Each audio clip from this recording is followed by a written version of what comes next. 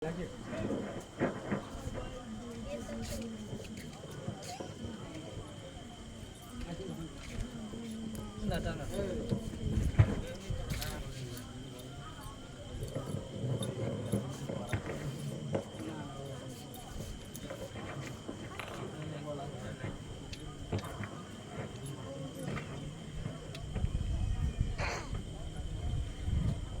عليكم ورحمة الله وبركاته.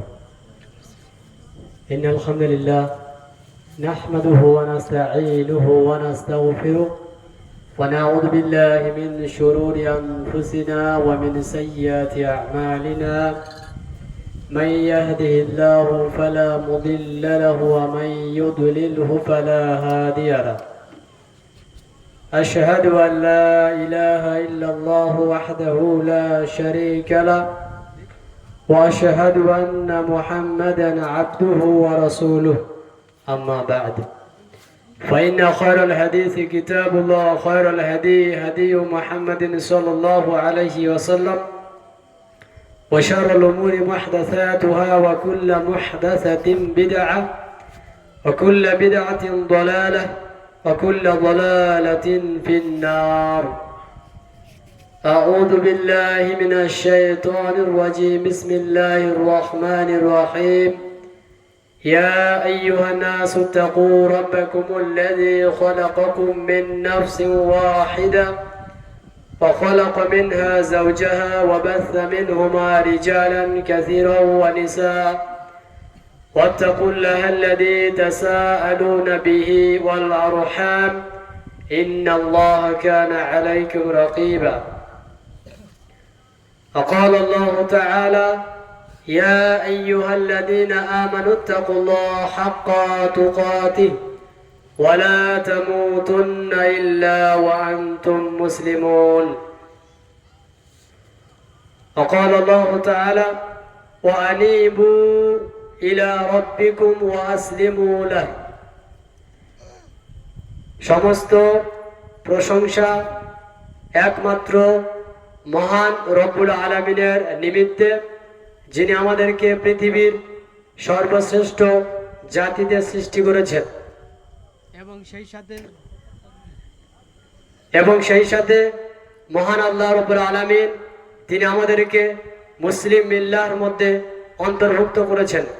এজন্য মহান আল্লাহ সুবহানাহু ওয়া তাআলার প্রশংসা করে আমরা শেষ করতে পারবো না। সংক্ষিপ্তভাবে বলি আলহামদুলিল্লাহ। অতঃপর আমাদের শেষ নবী, শ্রেষ্ঠ নেতা রাসূলুল্লাহ সাল্লাল্লাহু আলাইহি ওয়াসাল্লামের প্রতি আল্লাহ সুবহানাহু ওয়া তাআলার পক্ষ থেকে অসংখ্য দরুদ ও শান্তি বিবর্ষিত হোক। আল্লাহুম্মা সাল্লি আলাইহি আল্লাহুম্মা বারিক আলাইহি।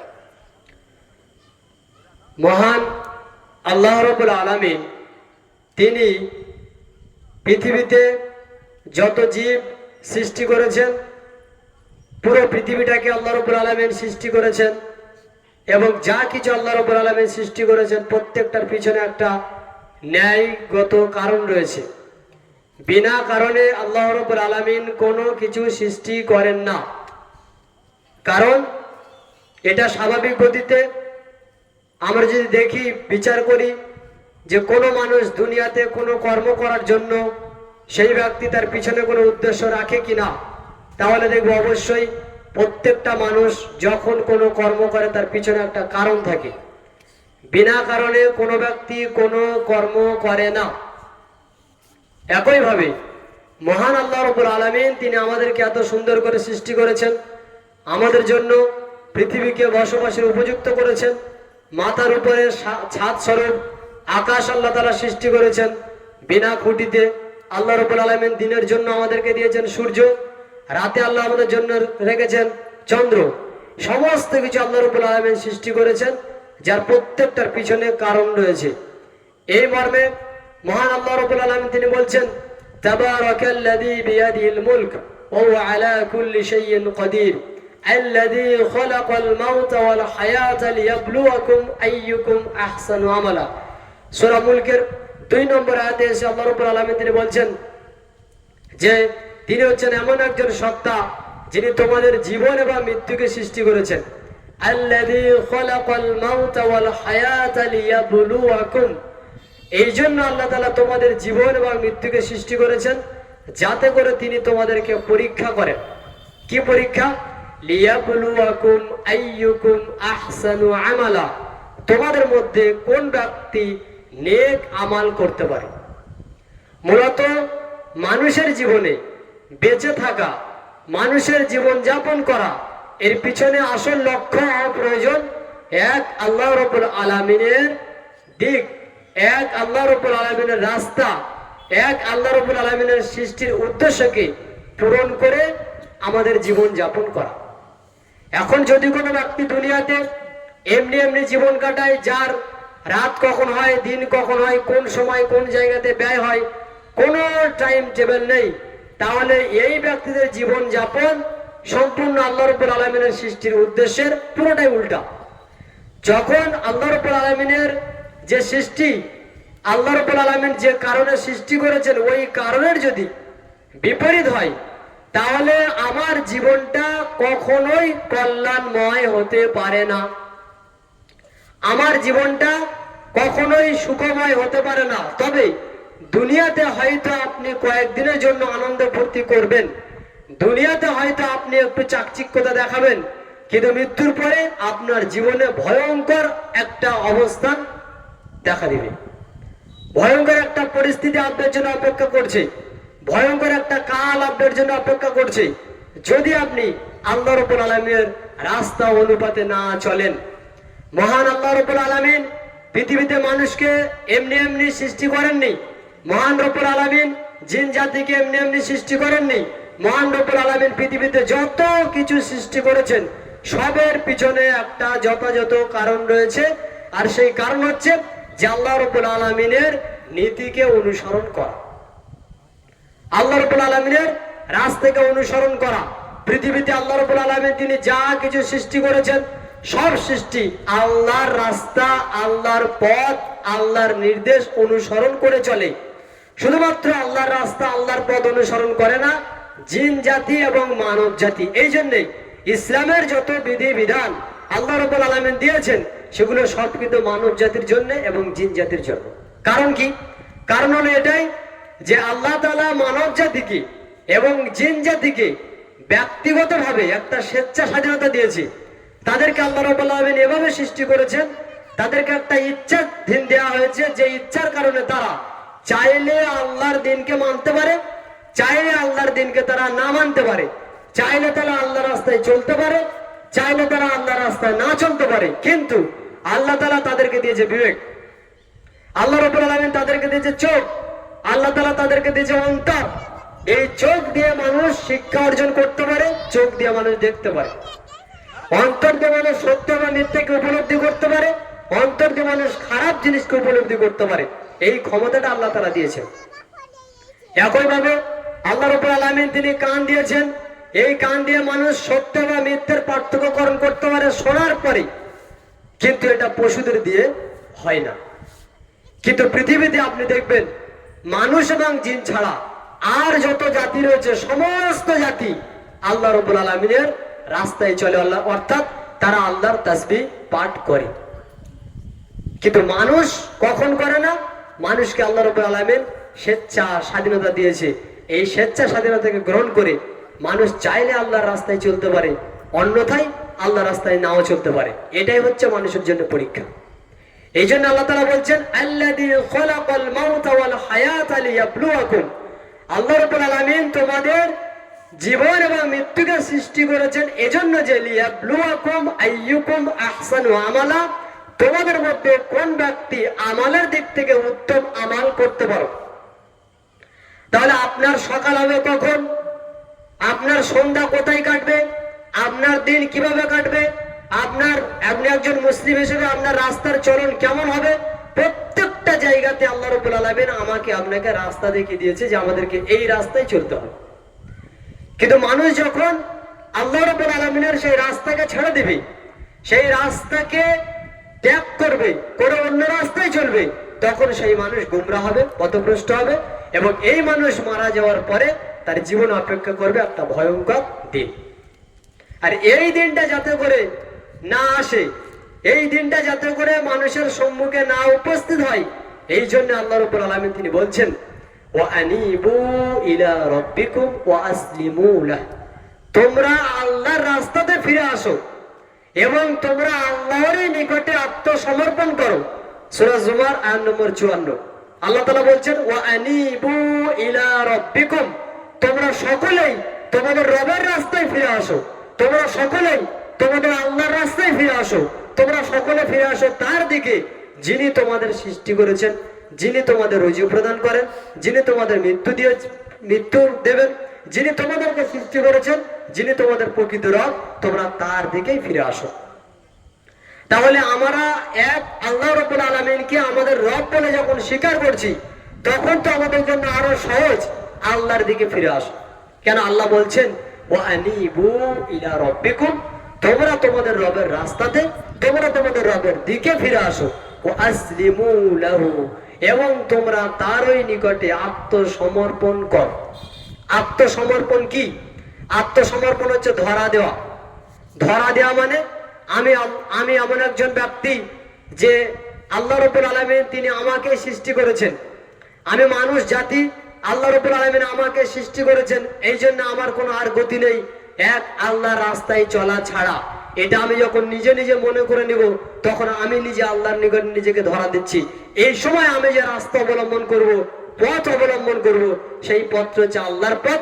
আর এই ব্যক্তি যখন এমন মনস্তাব, এমন নিয়ত গ্রহণ করে আল্লাহ রাস্তায় চলবে, তখন তাকে বলা হচ্ছে মুসলিম। আত্মসমর্পণকারী হয়ে আল্লাহর রাস্তায় চলাচল করাই হলো প্রকৃত জীবন। আর এই ব্যক্তি এই রাস্তায় যদি চলাফেরা করে, তাহলে প্রকৃত শান্তি রয়েছে এই রাস্তার মধ্যে। সেটা কি? সেটা হচ্ছে ইসলামের রাস্তা।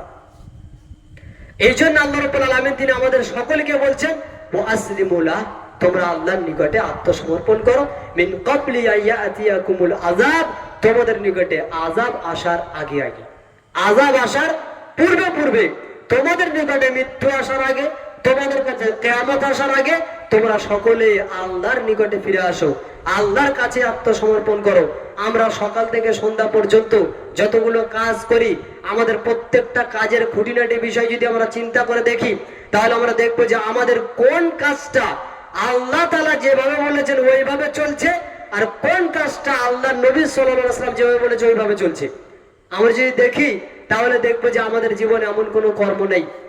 এই যে আপনি রাত দিন চায়ের দোকানে বসে আড্ডা পিটছেন, কি আছে ওখানে?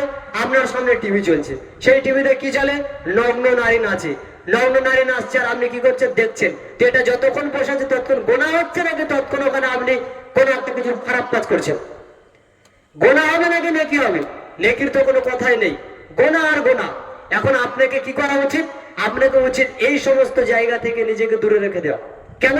এটা এমন একটা জায়গা যেখানে আল্লাহর অভিশাপ অবতীর্ণ হয়, এটা এমন একটা জায়গা যেখানে আল্লাহর গজব অবতীর্ণ হয়, এটা এমন একটা জায়গা যেখানে আল্লাহ লানাত অবতীর্ণ হয়, অথচ আপনি রাত দিন সেই জায়গাতেই বসে আছেন। কেন? আপনার জীবন ওই ধাঁচে এখনো চলছে না আল্লাহ তাআলা যেভাবে বলেছেন। আল্লাহর নিকটে আত্মসমর্পণ করে জীবনযাপন করা আমাদের হচ্ছে না। যদি হতো তাহলে আমাদের সকাল সন্ধ্যে ছেলে মেয়েরা যেভাবে দিন কাটায়, যেভাবে রাস্তাঘাটে চলাফেরা করছে, তাদের কোনো নিয়ম নীতি আইন কানুন বলে কোনো কিছুই নেই। পিতা মাতা তো তাদেরকে গাইড করেই না, আর শরীয়তের কোনো একটা গাইড তাদের মাথার উপরে নেই। কেন? তাদেরকে শেখাবে কি? তাহলে প্রজন্মের পর প্রজন্ম, মানুষের পরে মানুষ যারা আসছে, তাদের জীবন কি হচ্ছে? সকাল হয়, খেতে খাওয়ার সন্ধানে বেরিয়ে যায়, রুজির সন্ধানে বেরিয়ে যায়। কি করতে হবে? আমাকে রুজি অন্বেষণ করতে হবে। চলে আসলো সারাদিন পরে, রাত্রেবেলা এসে খাওয়া দাওয়া করে ঘুমিয়ে গেল, আবার সকালবেলা উঠে চললো কাজে। এখন এই ব্যক্তি আল্লাহকে ডাকার সময় কখন পায়? না, সময় নেই। তাহলে আল্লাহকে কখন ডাকবে? এর মধ্যেই আল্লাহকে ডাকতে হবে। সকালবেলা উঠতে হবে, ফজরের সালাত আদায় করতেই হবে, এরপরে আল্লাহ রাব্বুল আলামিনের নাম নিয়ে রুজির সন্ধানে বেরিয়ে গেল। রুজি যখন অন্বেষণ করতে যাচ্ছি, তখন লক্ষ্য রাখতে হবে যে রুজিতে আমি যুক্ত হচ্ছি, যে কাজে আমি যুক্ত হচ্ছি, কাজটা হালাল নাকি হারাম।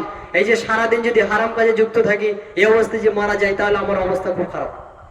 আর যদি আমি মনে করি যে আল্লাহকে ভয় করি, তাহলে আমাকে ওই রাস্তায় চলতে হবে যে আল্লাহ তাআলা আমাকে হালাল রাস্তায় চলতে বলেছে। তাহলে বুঝতে হবে যে হ্যাঁ, আপনি আল্লাহর নীতি, আল্লাহর যে আইন কানুন, সেগুলোকে সামনে রক্ষা করে চলছেন। এরকম করে প্রত্যেকটা জায়গাতে আমাদেরকে দিন ইসলামের যে অনুসরণ, সেটা আমাদের করা জরুরি। মহান আল্লাহ রাব্বুল আলামিন তিনি পবিত্র কোরআনে বলছেন, সূরা আল ইমরান আয়াত নম্বর 102, আল্লাহ তাআলা বলছেন, ইয়া আইয়ুহাল্লাযীনা আমানুত্তাকুল্লাহা হাক্কা তুকাতিহ, হে ঈমানদারগণ তোমরা আল্লাহকে ভয় করো যেভাবে আল্লাহকে ভয় করা উচিত। হাক্কা তুকাতিহ, আল্লাহকে যেমন ভয় করা উচিত তোমরা তেমন আল্লাহকে ভয় করো। ওয়ালা তামুতুন্না ইল্লা ওয়া আনতুম মুসলিমুন, এবং তোমরা আল্লাহর নিকটে আত্মসমর্পণকারী না হয়ে মৃত্যুবরণ করো না। তাহলে এখানে আল্লাহ রাব্বুল আলামিন তিনি আমাদেরকে মৃত্যুবরণ করতে মানা করছেন, নিষেধ করছেন। মৃত্যুবরণটা কি? মৃত্যুবরণ আমরা যদি করি, এমত অবস্থায় যদি আমরা মুসলিম না হয়ে মারা যাই, তাহলে আমাদের মৃত্যুটা আমাদের জন্য একটা ভয়ঙ্কর। তো আল্লাহ রাব্বুল আলামিন তিনি বলছেন, তোমরা যতক্ষণ না আল্লাহর নিকটে যথাযথভাবে আত্মসমর্পণকারী হও, যতক্ষণ না তোমরা একজন পূর্ণাঙ্গ মুসলিম হও, ততক্ষণ মৃত্যুবরণ করো না। মৃত্যু কি আমার হাতে নাকি? না, আমার হাতে নেই। তাহলে আল্লাহ বলছেন যে ওয়ালা তামুতুন্না ইল্লা ওয়া আনতুম মুসলিমুন, তোমরা মুসলিম না হয়ে মৃত্যুবরণ করো না। অর্থাৎ মরণ যখন মানুষের কোনো নিজের আয়ত্তে নেই, মরণের কোন তারিখ যখন মানুষের জানা নেই, তখন মানুষকে সব সময় সদা সর্বদা খেয়াল রাখতে হবে, কখন না জানি আমার মরণ চলে আসে, কখন না জানি আমার সামনে মরণ চলে আসে। এই জন্য সব সময় নিজেকে প্রস্তুত রাখা প্রয়োজন যে আমি যে রাস্তাতে চলছি এটা যেন আল্লাহর রাস্তা হয়, আমি যে রাস্তাতে চলছি এটা যেন রাসূলের দেখার রাস্তা হয়, আমি যে রাস্তায় চলছি সেটা যেন ইসলামের রাস্তা হয়। নইলে যদি আপনি এভাবে জীবনযাপন করতে করতে মারা যান, এখন আপনার জন্য আমি 40-এর খানা করে দিলাম, আমি 4-এর খানা করে দিলাম, আমি আরো কিছু করে দিলাম, উপকার কি? কোন উপকার আছে? কোন উপকার নেই। আপনি যদি মারা যান, জিন্দেগিভর যদি আপনার কোন জীবনের সৎ আমাল না থাকে, আর আমি যদি সৌদি আরব থেকেও মক্কার ইমামকে এনে আপনার নামে 40-এর খানা করি, কিঞ্চিত পরিমাণ আপনার কোনো উপকারে আসবে না। কেন? আপনি নিজে কোনো আমল করেননি। আর আল্লাহ রাব্বুল আলামিন তিনি তো বলেই দিয়েছেন, লিয়াবলুয়াকুম আইয়ুকুম আহসানু আমালা, তোমাদের জীবন আর মৃত্যু আমি আল্লাহ ঘিরে দিয়েছি এজন্যই যে তোমাদের মধ্যে কোন ব্যক্তি নেক আমল করতে পারো, তোমাদের মধ্যে কোন ব্যক্তি সৎ আমল করতে পারো, তোমাদের মধ্যে কোন ব্যক্তি ভালো আমল করতে পারো। তাহলে আমার আমল আমাকে নিয়ে যেতে হবে। আমার আমলের জন্য অন্য কেউ আমার কাছে আসবে না। আমাকে কিয়ামতের মাঠে কেউ এসে আমার নেকি দিতে আসবে না, বরং সবাই নিজেকে নিজে টেনশনে থাকবে, সবাই নিজের নিজেরটাই ভাববে। এখানে আপনি যাই করেন না কেন, কবরে ওই ব্যক্তির কি হচ্ছে আপনি কি করে খবর নেবেন? কেউ খবর নিতে যাবে না, কেউ কারোর কবরে খবর নিতে যাবে না। আপনি আজকের মারা গেলেন, কালকে আপনার নামে খানা করে দিয়ে সবাই ভুলে যাবে, কেউ খবর নেবে না। এই জন্য নিজেকে সবসময় প্রস্তুত থাকতে হবে, নিজেকে সবসময় রেডি থাকতে হবে যে আমার যে চলা, আমার যে জীবন যাপন করা, এটা আসলে সত্যিকারে কি আল্লাহ রাব্বুল আলামিনের রাস্তার উপর থেকে চলছে? এটা কি সত্যি আল্লাহর এবং তার রাসূলের পন্থা অনুযায়ী হচ্ছে? যদি আমরা হিসাব করি, তাহলে আমরা নিজেদেরকে এতটুকু মূল্যায়ন করতে শিখবো যে আমরা কতটুকু আল্লাহর রাস্তাতে আছি। মহান আল্লাহ তাআলা বলছেন সূরা হজ্জের 34 নম্বর আয়াতে, ফাইলাহুকুম ইলাহু ওয়াহিদুন ফালাহু আসলিমু, সুতরাং তোমাদের প্রতিপালক কেবলমাত্র একজন। ফাইলাহুকুম ইলাহু ওয়াহিদ, তোমাদের রব, তোমাদের আল্লাহ, তোমাদের প্রতিপালক কেবলমাত্র একজন। সুতরাং তোমরা তারই নিকটে আত্মসমর্পণকারী হও। তাই এখানে আল্লাহ রাব্বুল আলামিন তিনি আমাদেরকে আত্মসমর্পণ করতে বলছে তার নিকটে। একই আয়াত বারবার আল্লাহ তাআলা বলছেন তোমরা আল্লাহর নিকটে আত্মসমর্পণ করো, আল্লাহর নিকটে ফিরে আসো, আল্লাহর রাস্তাতেই চলো। এখন আল্লাহর রাস্তা আমাদেরকে চলতে হবে, আল্লাহর নিকটে আত্মসমর্পণ করতে হবে, আল্লাহর দ্বীন অনুপাতে আমাদেরকে চলতে হবে। এটা হচ্ছে আল্লাহ রাব্বুল আলামিনের নির্দেশ। তাহলে আমরা যদি মনে করি আমরা আল্লাহর দ্বীনে চলবো, আল্লাহর রাস্তায় চলবো, আল্লাহর নিকটে আত্মসমর্পণ করব, তাহলে তো আমাকে জানতে হবে যে আল্লাহ তাআলা কি বলেছেন, আল্লাহ রাব্বুল আলামিন আমাদেরকে কিভাবে তার আনুগত্য করতে বলেছেন, তার নিকটে আত্মসমর্পণ করা বলতে কি বোঝাচ্ছেন?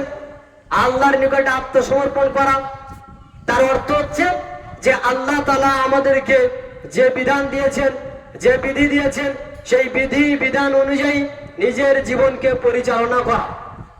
এটা হচ্ছে আল্লাহ রাব্বুল আলামিনের দিন অনুপাতে নিজেকে পরিচালনা করা, নিজেকে চালনা করা। মহান আল্লাহ তাআলা বলছেন সূরা নিসা 125 নম্বর আয়াতে, ওয়ামান আহসানু দীনাম মিম্মান, ওই ব্যক্তির তুলনায় সবচেয়ে উত্তম দিন মানার ক্ষেত্রে আর কি হতে পারে, মিম্মান আসলামা ওয়াজহাহু লিল্লাহ ওয়া হুয়া মুহসিন, যে ব্যক্তি নিজেকে আল্লাহর দিকে রুজু করলো, যে ব্যক্তি নিজেকে আল্লাহর দিকে, আল্লাহর প্রতি সমর্পণ করলো, যে ব্যক্তি নিজেকে আল্লাহর দিকেই ফিরিয়ে দিল, আল্লাহর অভিমুখী হলো, ওই ব্যক্তির তুলনায় আর কেউ উত্তম হতে পারে দিন মানার ক্ষেত্রে। ওয়া হুয়া মুহসিন, এমত অবস্থায় ওই ব্যক্তি নেক আমলকারী, সৎ আমলকারী।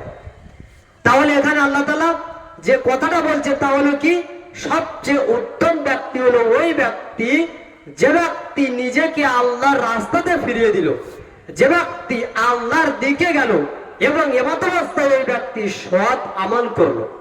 তার মানে আপনি যখন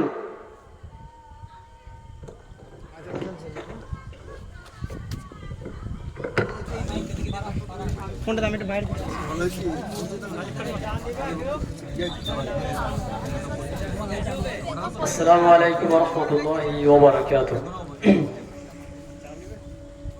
আলহামদুলিল্লাহি রাব্বিল আলামিন ওয়াস সালাতু ওয়াস সালামু আলা রাসূলিহি ওয়া আলা আলিহি ওয়া আসহাবিহি আজমাইন, আম্মা বা'দ।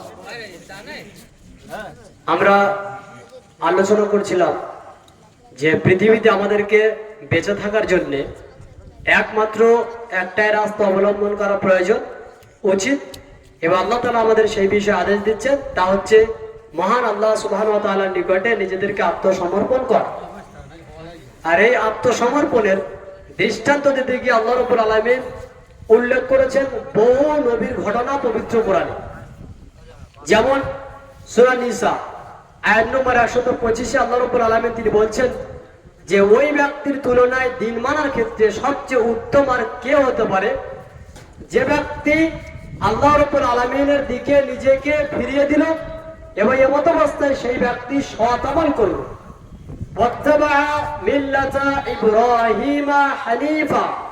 এবং সেই ব্যক্তি ইব্রাহিম আলাইহিস সালামের যে দিন তার আনুগত্য করলো একনিষ্ঠভাবে।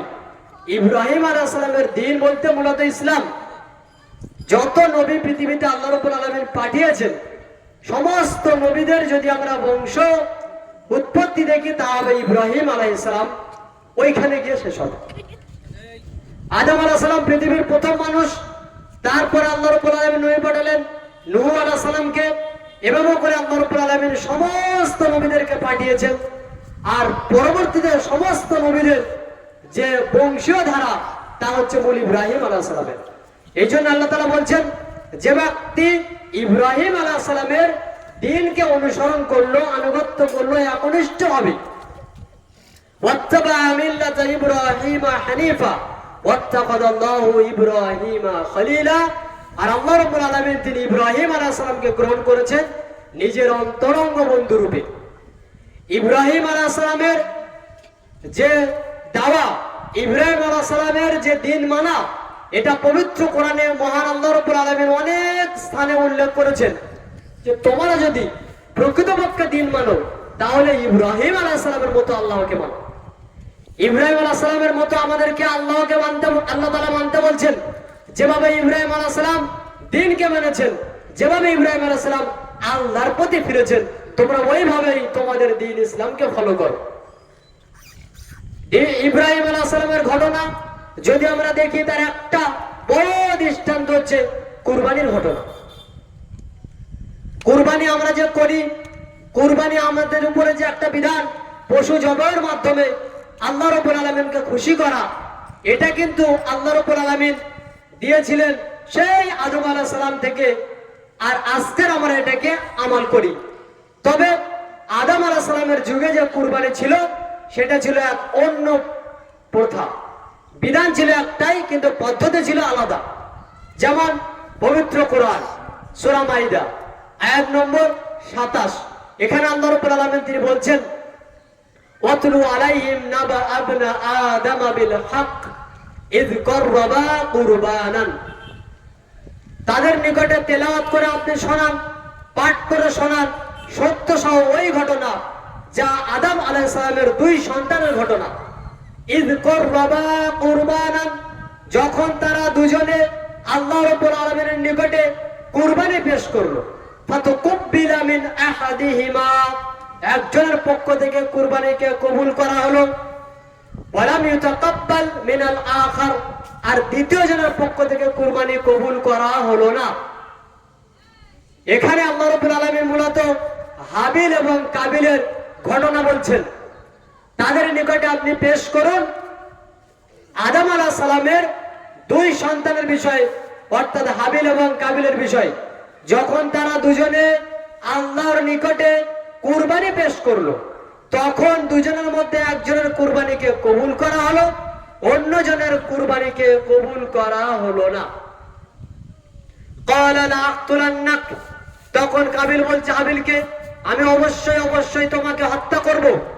ক্বালা, তখন হাবিল বলছে, ইন্নামা ইয়াতাকাব্বালুল্লাহু মিনাল মুত্তাকিন, নিশ্চিত আল্লাহ রাব্বুল আলামিন তিনি কুরবানি কবুল করে থাকেন পরেজগারদের পক্ষ থেকে।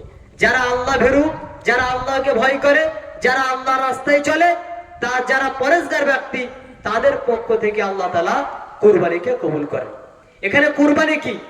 কুরবানি হলো আল্লাহ রাব্বুল আলামিনের নৈকট্য অবলম্বনের জন্য, আল্লাহর নিকটবর্তী হওয়ার জন্য, আল্লাহকে খুশি ও রাজি করার জন্য যে রাস্তা অবলম্বন করা হয়, যে আমাল করা হয় আল্লাহর রাস্তাতে বিনা স্বার্থে, শুধু আল্লাহর রেজামন্দি, শুধুমাত্র আল্লাহ তাআলার খুশিকে অন্বেষণ করার উদ্দেশ্যে কিছু অর্পণ করাই হচ্ছে কুরবানি।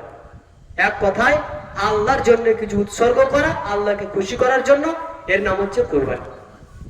তাহলে সেই যুগে কুরবানি ছিল, কুরবানি হতো, তবে সেই কুরবানির পদ্ধতি ছিল এমন যে যে ব্যক্তির নিকটে সহজ লভ্য কিছু থাকে, সে তার নিকটে যেটা সহজ বোঝে সেই বস্তু দ্বারা আল্লাহর নিকটে উৎসর্গ করবে। নির্দিষ্ট কোনো জায়গাতে যার কুরবানি কবুল হবে তারটা ভস্য হয়ে যাবে, যার কুরবানি কবুল হবে না তারটা ওই অবস্থাতে ওখানে থেকে যাবে। এটা হচ্ছে সেই সময়ের আদম আলাইহিস সালামের সময়কার কুরবানির প্রথা, কুরবানির নীতি ছিল এমনই।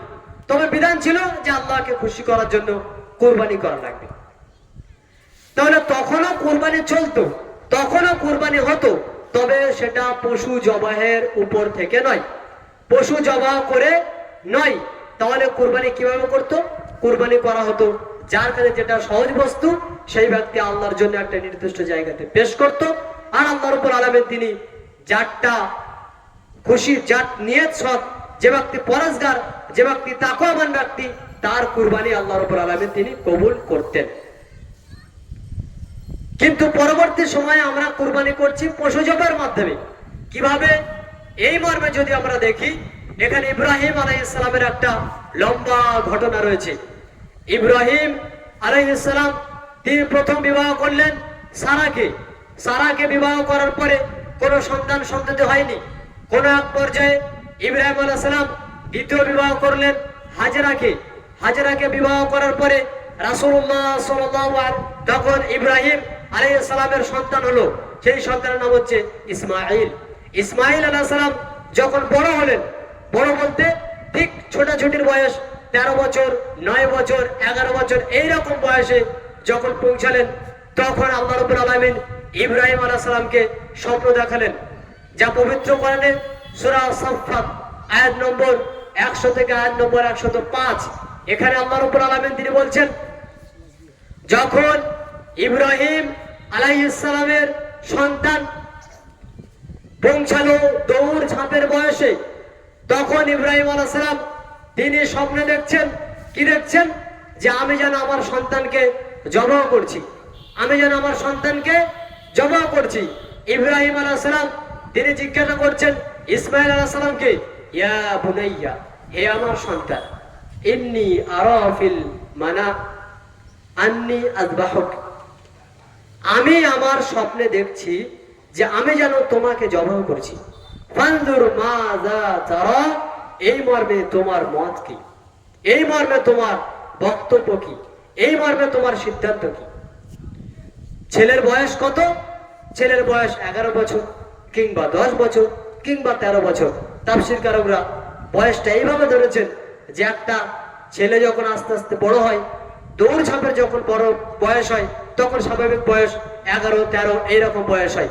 তো সেই জন্য করে বলা হচ্ছে 11 বছর কিংবা 12 বছর কিংবা 13 বছর এইরকম একটা বয়স। এই সময়ে ইব্রাহিম আলাইহিস সালাম স্বপ্ন দেখে বলছেন, হে আমার সন্তান, আমি স্বপ্নে দেখছি যে আমি যেন তোমাকে জবাব করছি, ফানজুর মাজা তারা। এই মর্মে তোমার বক্তব্য কি, এই মর্মে তোমার মন্তব্য কি? তখন ইসমাইল আলাইহিস সালাম তিনি বলছেন, ইয়া আবাতি ফাল, হে আমার পিতা আপনি তাই করুন, মা তুমার, যা স্বপ্নের মাধ্যমে আপনাকে আদেশ করা হয়েছে। সাতাজিদুনি ইনশাআল্লাহু মিনাস সাবিরিন, আল্লাহ চাহে তো আপনি আমাকে ধৈর্যশীলদের মধ্যে পাবেন। তাহলে এখানে আল্লাহ রাব্বুল আলামিন তিনি স্বপ্ন দেখাচ্ছেন ইব্রাহিম আলাইহিস সালামকে। এটা ছিল কি? এটা ছিল মূলত আল্লাহর পক্ষ থেকে স্বপ্নের মাধ্যমে ওহী। নবীদের উপরে আল্লাহর পক্ষ থেকে স্বপ্নের মাধ্যমে ওহী অবতীর্ণ হয়, অর্থাৎ আল্লাহর পক্ষ থেকে নির্দেশ আসে, আল্লাহর পক্ষ থেকে কিছু আদেশ আসে।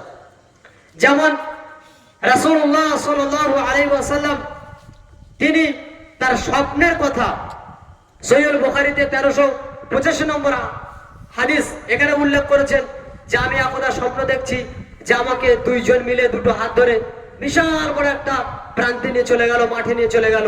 সেখানে আমাকে অনেকগুলো দৃশ্য দেখানো হলো। তার একটা দৃশ্য হচ্ছে যে এক শ্রেণীর মানুষ চিত হয়ে শুয়ে আছে, আর তার মাথার কাছে একজন দাঁড়িয়ে আছে, তার হাতে আছে একটা পাথর।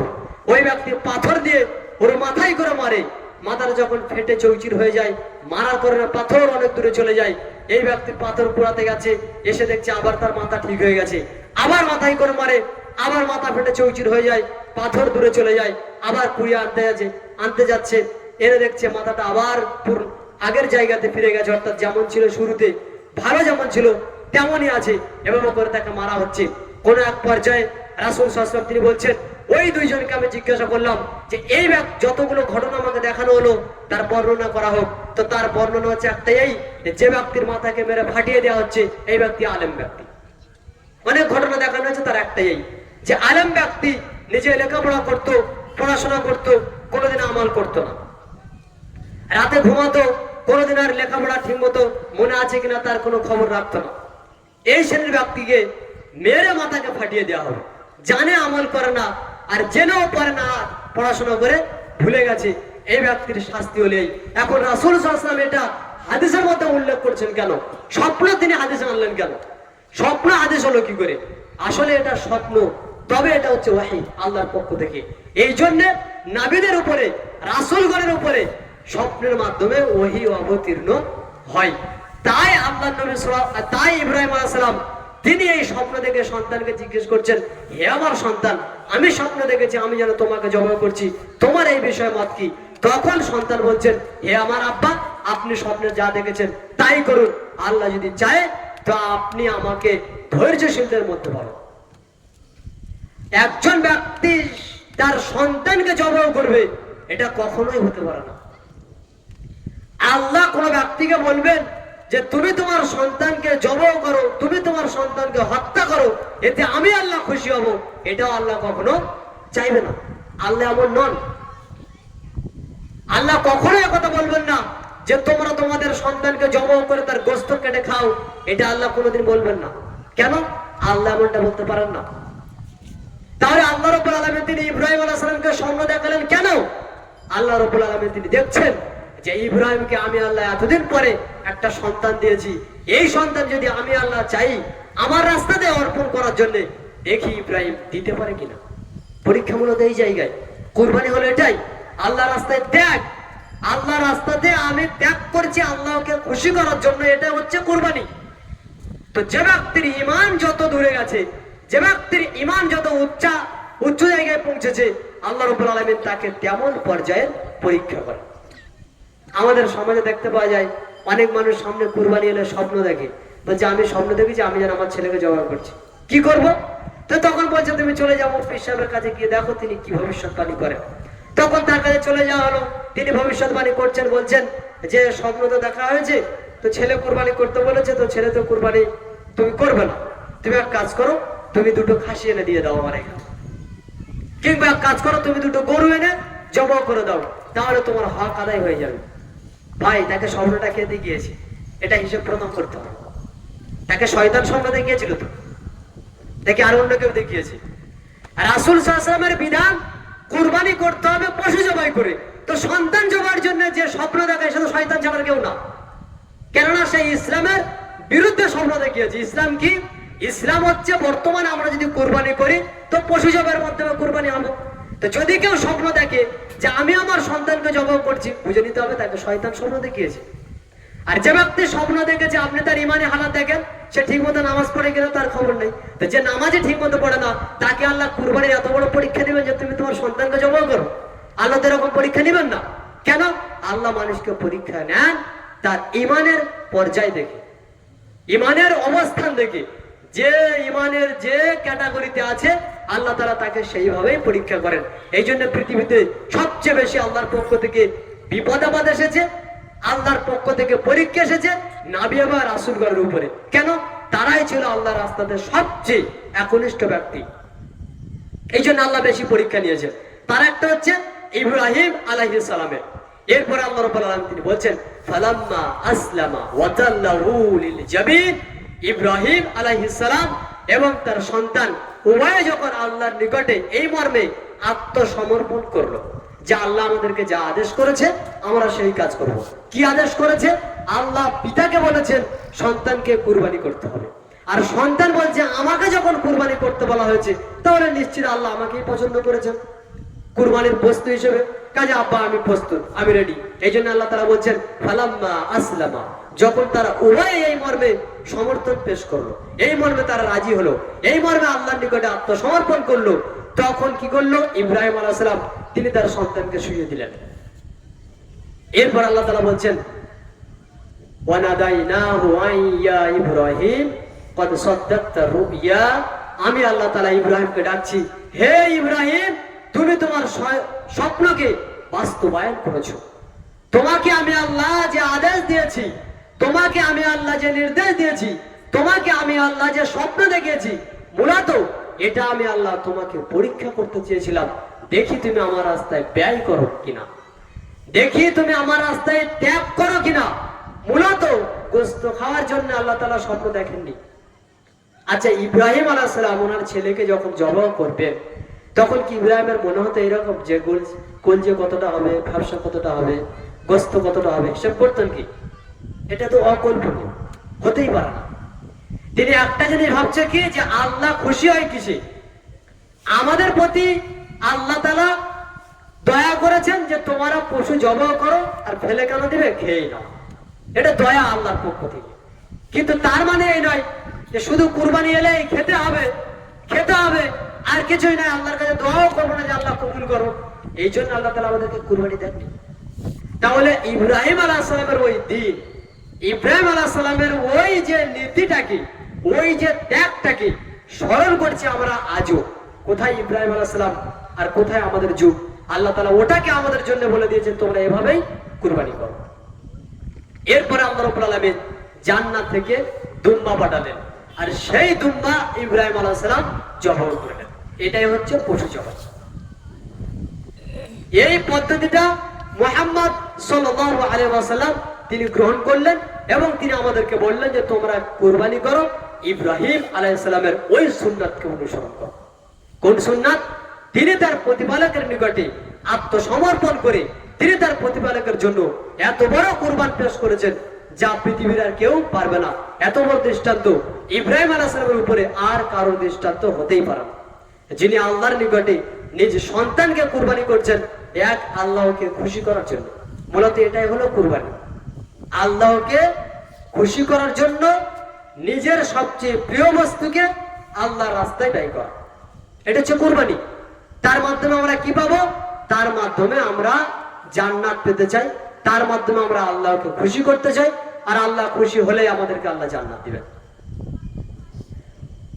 মহান আল্লাহ রাব্বুল আলামিন তিনি পবিত্র কোরআনে উল্লেখ করছেন সূরা আনআমের 162 নম্বর আয়াতে, কুল ইন্না সলাতি ওয়া নুসুকি ওয়া মাহইয়ায়া ওয়া মামাতি লিল্লাহি রাব্বিল আলামিন।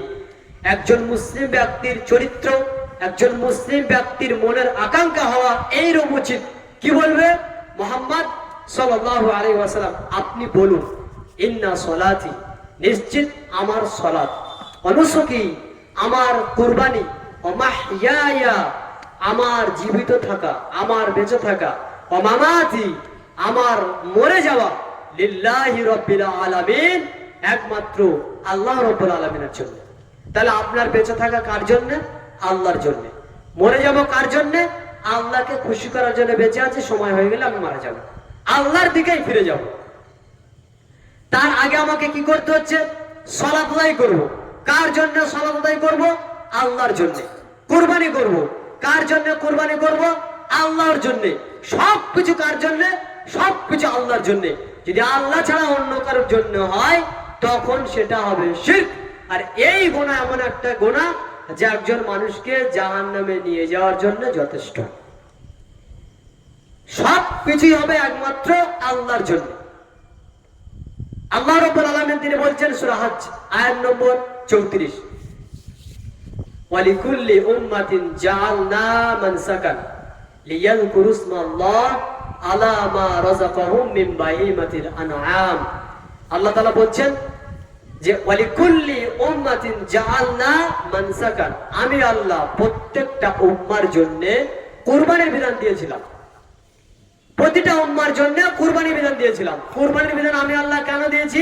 লিয়াযকুরু ইসমাল্লাহ, যাতে করে তারা এই কুরবানি করাটাকে কেন্দ্র করে আল্লাহকে স্মরণ করে। আল্লাহকে স্মরণ কিভাবে করব? এই যে পশুটা কিনে এনেছি এত টাকা দিয়ে, কার জন্য ব্যয় করছি? আল্লাহর জন্য। এই যে কুরবানিটা করছি কার জন্য করছি? আল্লাহর জন্য। এত বড় পশুটাকে কিনে এনে জমা করব কেন? আল্লাহকে খুশি করার জন্য। এই যে কুরবানির মাধ্যমে আল্লাহকে স্মরণ করা, মূলত এটাই আল্লাহ তাআলা বলতে যাচ্ছেন যে আমি তোমাদের প্রত্যেকটা উম্মার উপরে কুরবানির বিধান দিয়েছিলাম এই জন্য যে যাতে করে তারা আল্লাহ রাব্বুল আলামিনকে এই কুরবানির মাধ্যমে স্মরণ করে।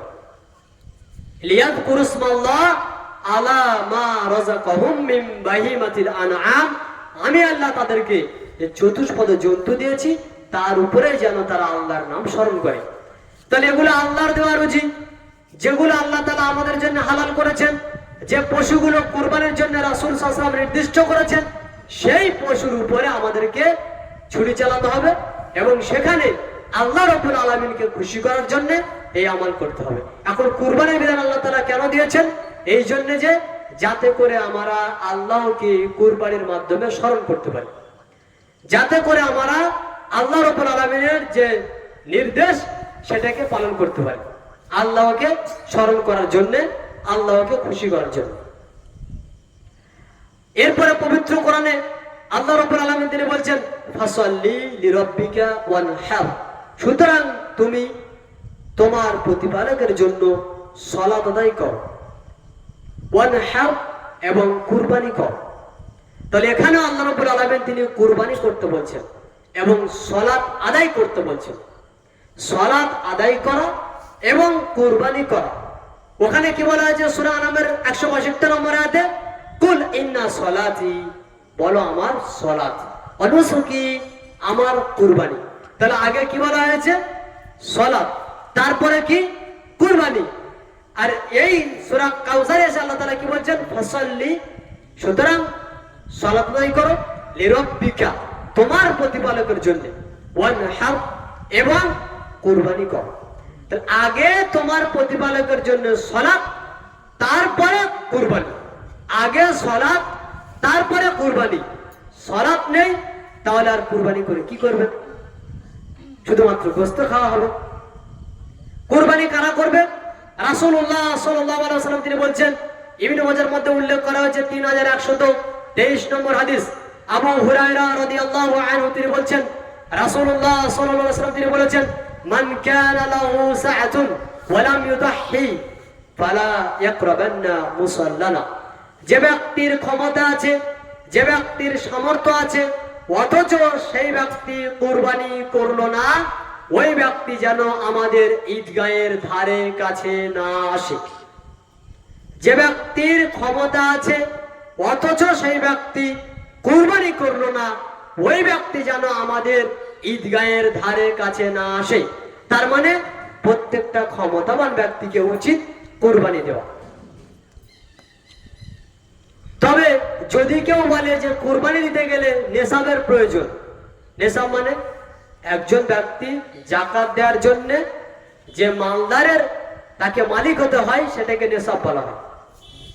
7.5 ভরি স্বর্ণ কিংবা 52 ভরি রূপ, এই অর্থের যদি কোনো ব্যক্তি মালিক হয় এবং 1 বছর এই অর্থ সম্পদ তার নিকটে জমা থাকে, তাহলে সেই ব্যক্তি জাকাত দিবে। এখন এই শর্ত অনেকে দান করায় যে কোনো ব্যক্তির যখন এত টাকা থাকবে, এত ভরি থাকবে, নেশাবের হকদার হবে, তখন সেই ব্যক্তি কুরবানি দেবে না। এটা আল্লাহ নবী সাল্লাল্লাহু আলাইহি ওয়াসাল্লামের হাদিস থেকে প্রমাণ পাওয়া যায় না, বা আল্লাহ রাব্বুল আলামিন তিনি এমন কথা বলেননি, বা সাহাবায়ে কেরাম রাদিয়াল্লাহু আনহুম এমন কথা বলেননি। কুরবানি কে করবে? যার যেমন সামর্থ্য সে তেমন কুরবানি করবে। রাসূলুল্লাহ সাল্লাল্লাহু আলাইহি ওয়াসাল্লাম এবং তার সাহাবায়ে কেরাম তাদের সময়ে কুরবানি করেছেন। কেউ 1টা কুরবানি করেছেন, কেউ 5টা কুরবানি করেছেন, কেউ 10টা কুরবানি করেছেন, যার যেমন সামর্থ্য। ছাগল আছে বাড়িতে অনেক, চলো 5টা কুরবানি দিয়ে দিল। কুরবানি আল্লাহর রাস্তায় যার যেমন সামর্থ্য সে তেমন ব্যয় করবে, সে তেমন ত্যাগ করবে, এটাই হলো কুরবানি। এখন এই যে কুরবানিটা আমরা করছি, আমাদের প্রকৃত কুরবানি করার আসল উদ্দেশ্য কি? আসল উদ্দেশ্য হলো আল্লাহ রাব্বুল আলামিনকে সন্তুষ্ট করা, আল্লাহ রাব্বুল আলামিনকে খুশি করা, আল্লাহ রাব্বুল আলামিনকে রাজি করা। এই কুরবানি যখন আমরা করতে যাব, তখন কুরবানি করার জন্য কিছু নীতির প্রয়োজন, কিছু নিয়মের প্রয়োজন। সেই নিয়ম কি? সেই নিয়মগুলো হচ্ছে, যদি কোনো ব্যক্তি কুরবানি করে, কুরবানির পশু কেমন হবে? কুরবানির পশু এরকম হওয়া প্রয়োজন যে তার মধ্যে যেন কোনো খুঁত না থাকে, তার মধ্যে যেন কোনো খুঁত না থাকে।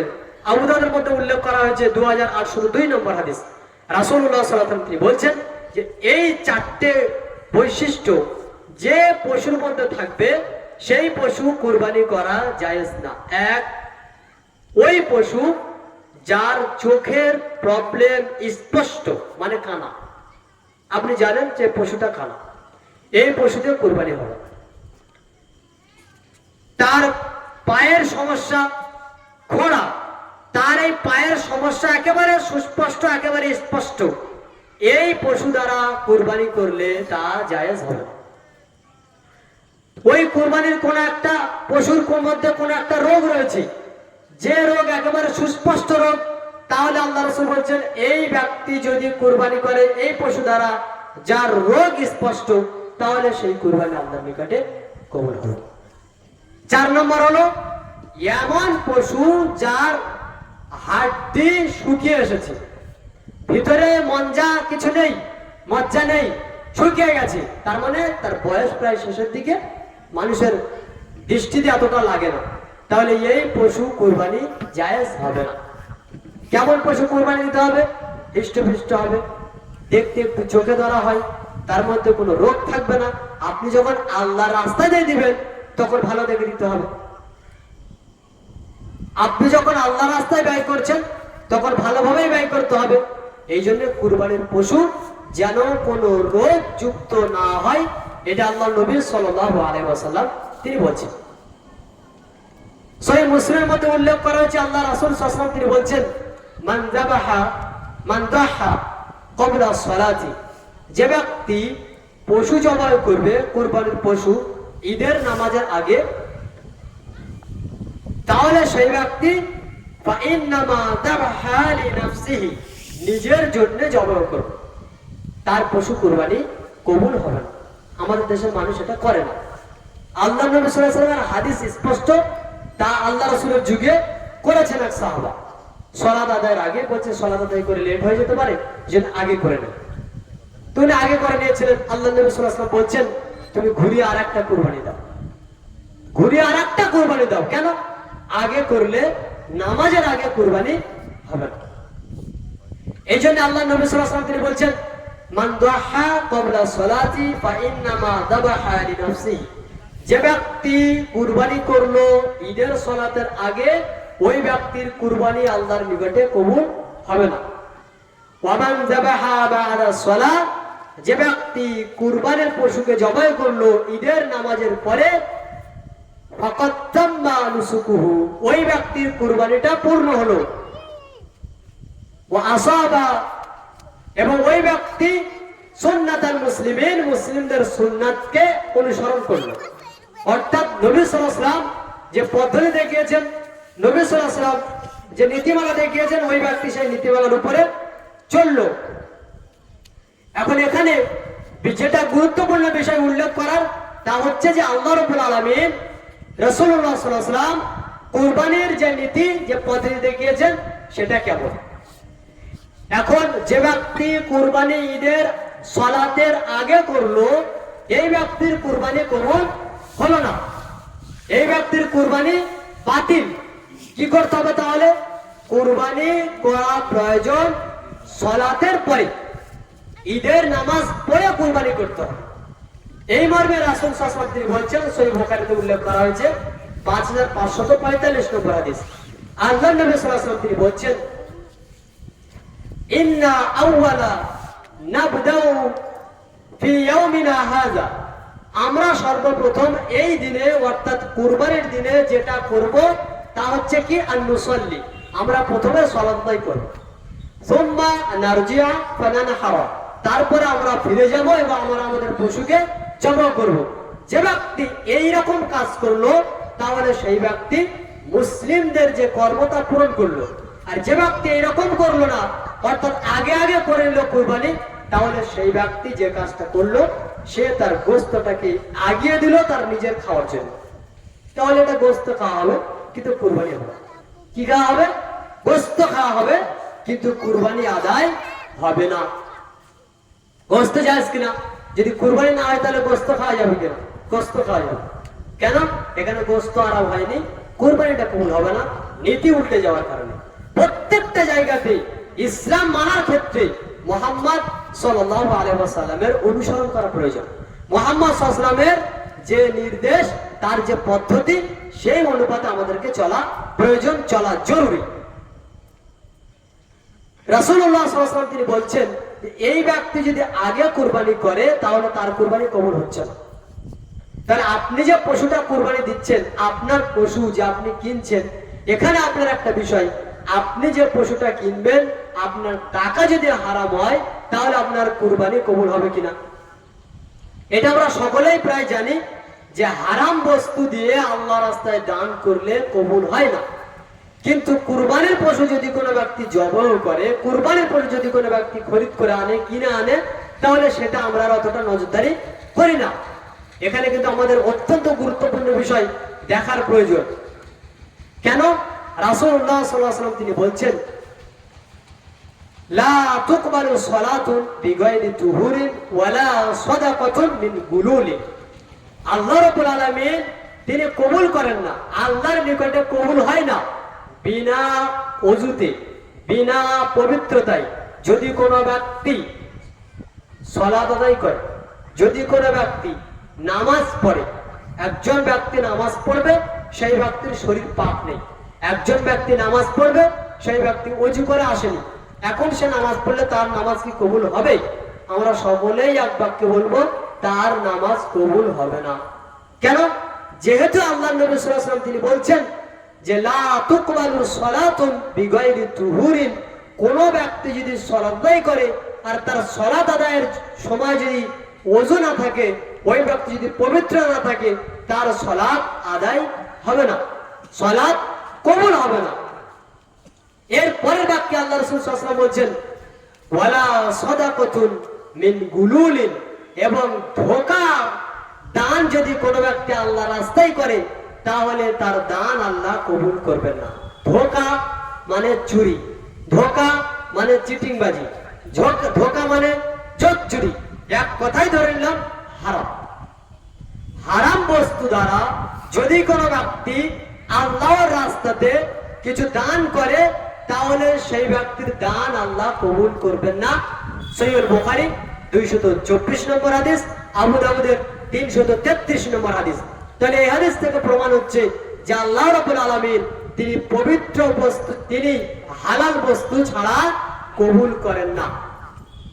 সহিহ বুখারী 1410 নম্বর হাদিস, রাসূল সাল্লাল্লাহু আলাইহি ওয়াসাল্লাম তিনি বলেন, ইন্নাল্লাহা তাইয়্যিব, আল্লাহ রাব্বুল আলামিন তিনি পবিত্র, লা ইয়াকবালু ইল্লা তাইয়্যিব, তিনি পবিত্র ছাড়া গ্রহণ করেন না, তিনি পবিত্র ছাড়া কবুল করেন না। আল্লাহ নিজেই পবিত্র, কাজেই তিনি পবিত্র বস্তু আমাদের থেকে গ্রহণ করবেন। পবিত্র বস্তু ছাড়া তিনি আমাদের থেকে গ্রহণ করবেন না। পবিত্র বস্তু মানে হালাল বস্তু হতে হবে। আপনি কুরবানি করছেন, আপনার কুরবানিকে খোঁটা দেওয়ার জন্য বলছি না। আপনি কুরবানি করছেন, আপনার কুরবানিকে ছোট করে বলছি না। মূলত যেটা বলার কথা তা হচ্ছে আপনার কুরবানির পশু আপনি যে টাকা দিয়ে খরিদ করেছেন, যে টাকা দিয়ে কিনে এনেছেন, যদি আপনার টাকা কিঞ্চিত পরিমাণ হারাম হয় তাহলে আপনার ওই কুরবানি আল্লাহর দরবারে কবুল হবে না, আল্লাহর নিকটে কবুল হবে না। কেন কবুল হবে না?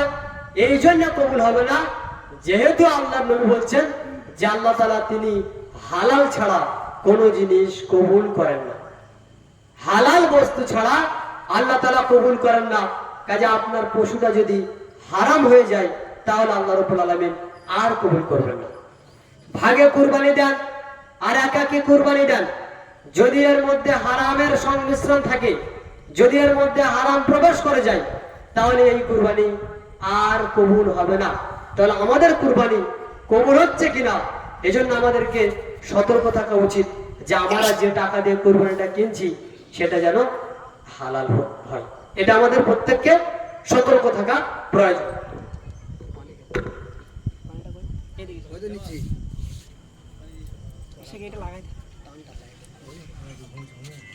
মনে করে দিলাম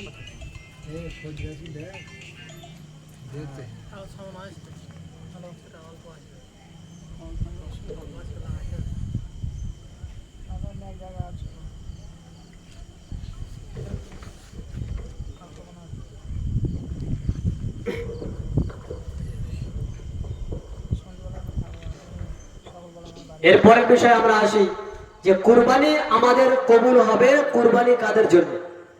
কুরবানি কাদের জন্য? কুরবানি মুসলিমের জন্য। যে ব্যক্তি আল্লাহকে ভয় করে, যে ব্যক্তি আল্লাহকে স্মরণ করে, যে ব্যক্তি আল্লাহর রাস্তায় চলে, যে ব্যক্তি আল্লাহকে ভালোবাসে, যার মধ্যে ঈমান রয়েছে, সেই ব্যক্তির জন্য কুরবানি। যে ব্যক্তি আল্লাহকে মানে না, যে ব্যক্তি আল্লাহকে বিশ্বাস করে না, যে ব্যক্তি আল্লাহর রাস্তায় চলে না, যে ব্যক্তি নিজের মুসলিম থাকা আর মুসলিম না থাকার মধ্যে কোনো তোয়াক্কাই করে না, এই ব্যক্তির জন্য কুরবানি না। কুরবানিটা আসলে কি? আল্লাহর জন্য ত্যাগ। তা আল্লাহর জন্য ত্যাগ করবে কারা? যারা আল্লাহকে ভালোবাসে, যারা আল্লাহ রাব্বুল আলামিনের রাস্তায় চলে, তারাই তো আল্লাহ রাব্বুল আলামিনের জন্য কিছু ত্যাগ করবে। কিন্তু এখন আমাদের বর্তমানে সময় যেটা চলছে, কুরবানি আল্লাহর রাস্তায় ত্যাগ নয়। কুরবানি হলো একটা আমাদের মাংস খাওয়ার বড় একটা সিজন। কুরবানি মানে হলো মাংস খাওয়ার সিজন। কে কিভাবে কুরবানি দিচ্ছে আর কে কতটুকু তাকওয়ার উপরে কুরবানি দিচ্ছে এটা কিন্তু আজকের আর কোনো দেখার প্রয়োজন নেই। আর মানুষ মনে করে এলাকার যে সবচেয়ে বেশি দামে কুরবানি আনছে সে ভাবছে আমারটাই হয়ে গেছে আদায় আল্লাহর নিকটে। না, কুরবানি আপনি যখন দিচ্ছেন আল্লাহর নিকটে বারবার দোয়া করুন যে আল্লাহ আমি যে কুরবানিটা দিচ্ছি তুমি এটা কবুল করো, আল্লাহ আমি যে কুরবানিটা দিতে চলেছি তুমি এটা কবুল করো। এটা আল্লাহকে সবসময় বলতে থাকে। আল্লাহর নবী সাল্লাল্লাহু আলাইহি ওয়াসাল্লাম তিনি বলছেন আল্লাহুম্মা তাকাব্বাল মিন মুহাম্মাদিন, হে আল্লাহ তুমি এটা মুহাম্মাদের পক্ষ থেকে কবুল করো। তিনি নিজেই বলছেন আল্লাহুম্মা তাকাব্বাল মিন মুহাম্মাদিন, আল্লাহ তুমি এটা মুহাম্মাদের পক্ষ থেকে কবুল করো। সাহাবায়ে কেরাম বলছেন তাকাব্বালাল্লাহু মিন্না ওয়া মিনকুম, আল্লাহ তাআলা তোমাদের পক্ষ থেকে আর আমাদের পক্ষ থেকে যেন সৎ আমল এবং কুরবানি কবুল করেন, সৎ আমল কুরবানি কবুল করেন। এটা সাহাবায়ে কেরাম বলতেই থাকতেন। কেন? কুরবানি একটা ইবাদত, আল্লাহর নিকটে কবুল করার জন্য আমাদেরকে বলতে হবে।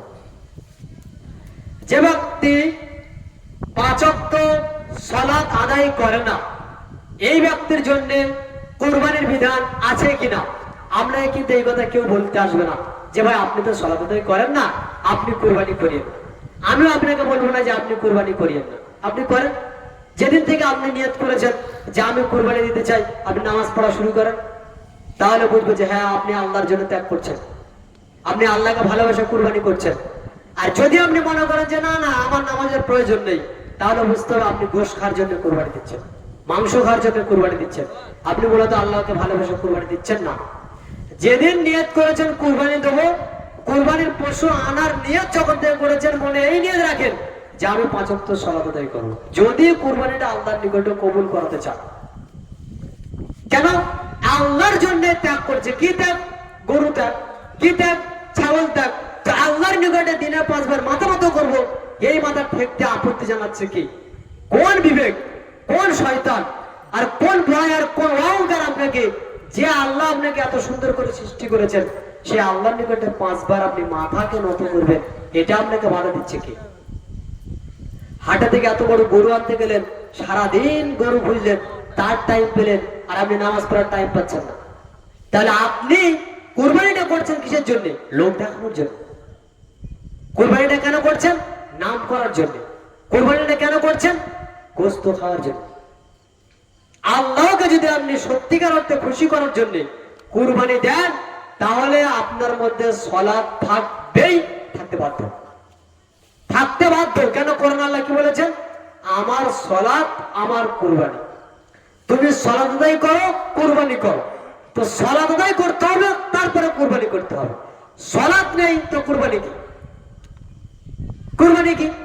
সালাত না আদায় করে কুরবানি দেওয়া হলো নিজের পরনের কাপড় খুলে মাথায় পাগড়ি বাঁধা। বুঝলেন? এটা আপনার শরীরে কোনো কাপড় নেই, একটা লুঙ্গি পড়া আছে, লুঙ্গি পড়া আছে, খুব বুঝেছেন যে পাগড়ির গুরুত্ব খুব, তো লুঙ্গি খুলে এখন মাথায় দিয়েছে, খুব ভালো হলো না? নেকি পাচ্ছেন, হেবি সুন্দর নেকি। আপনার ধরেন শরীরে কোনো কাপড় নেই, একটা লুঙ্গি রয়েছে।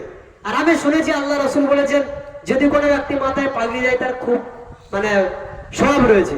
এখন আপনি লুঙ্গি খুলে মাথায় পাগড়ি বেঁধেছে, দিয়ে বলছে দেখো আমি কত বড় একটা বাহাদুরি কাজ করেছি। কি কাজ? পাগড়ি বেঁধেছি। হাদিসে পাওয়া গেছে পাগড়ির অনেক ফায়দা, কিন্তু এদিকে সব উন্মুক্ত। এই অবস্থা হচ্ছে যারা 5 ওয়াক্ত সালাত আদায় না করে কুরবানি দেয়, সেম অবস্থা তাদের এই। যেমন এদিকে বাণিজ্য চলে গেছে, কিচ্ছু বাকি নেই, ওদিকে পাগড়ির গুরুত্ব ওটাও আর নেই। ঠিক এই ব্যক্তি তাই গোশত খাওয়া হচ্ছে, শুধু কুরবানি আদায় হচ্ছে। আর যেটা করছে মূলত আল্লাহর নিকটে দেখা দিচ্ছে আল্লাহ কবুল করছে কিনা। আল্লাহ তাআলা এটা কবুল করবেন না। কেন কবুল করবেন না? এই জন্য যে আল্লাহ রাব্বুল আলামিন তিনি বলছেন ইন্নামা ইয়াতাকাব্বালুল্লাহু মিনাল মুত্তাকিন, আল্লাহ তাআলা এটা কবুল করেন মুত্তাকিদের পক্ষ থেকে। যারা 5 ওয়াক্ত সালাত আদায় করে তারাও যে মুত্তাকি সে নিজেকে বলতে পারবে না।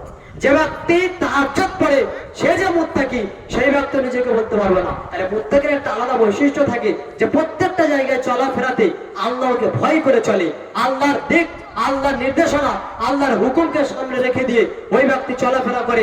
কখন না আমার দ্বারা তা হারাম হয়ে যায়, কখন না আমি আল্লাহর ওয়াজিবকে লঙ্ঘন করি, এই যেমন করে এই ব্যক্তি ভয় করে চলে, এই ব্যক্তিকে বলা হয় মুত্তাকি।